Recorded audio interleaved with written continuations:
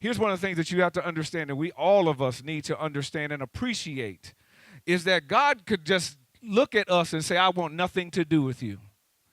But it's not even that God really wants to do something in you and for you. But if you look at the miracles that we looked at even already today, you'll see that he is well able and capable. So I say this to you, some of you have walked in today, and I know it's already in his, is that you just are in a situation you don't really believe God can fix. But there's not chance that you're here. It's actually purposeful, because what God says is, when I get ready to do it, you'll know I'm the one who did it. You won't be able to give glory to anybody else. Jesus would tell his disciples all the time, listen, I'm going to tell you something before it happens, so that when it happens, you'll know that I told you and I'm the reason why it happened.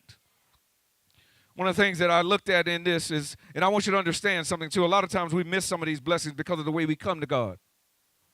Is that this, and pull this up for me, Brianna, it just says very simple, it's just my own little slogan for today. The posture of my petition to Christ in my predicament often determines what is produced. I learned, because see, I grew around a lot of old school folks and old school saints where you just couldn't come to them any kind of way. Amen. Or then you had a predicament if you came wrong. Amen. You might not have had a predicament when you came, but you ended up with one. Amen. But here's the thing. A lot of us come to God the wrong way. And oftentimes my posture of my petition to Christ in my predicament often will determine what is produced.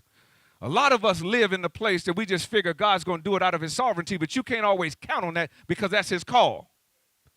But here's what I know. He'll always respond to faith. But if I come to him as if, God, I'm just going to try you out, or you're my plan C, D, or E. And I've always told you, if you got a plan B, God is not plan A. Because that means I've already prepared for God to fail. But what God is saying very simply is, the way you come to me will determine oftentimes what is produced.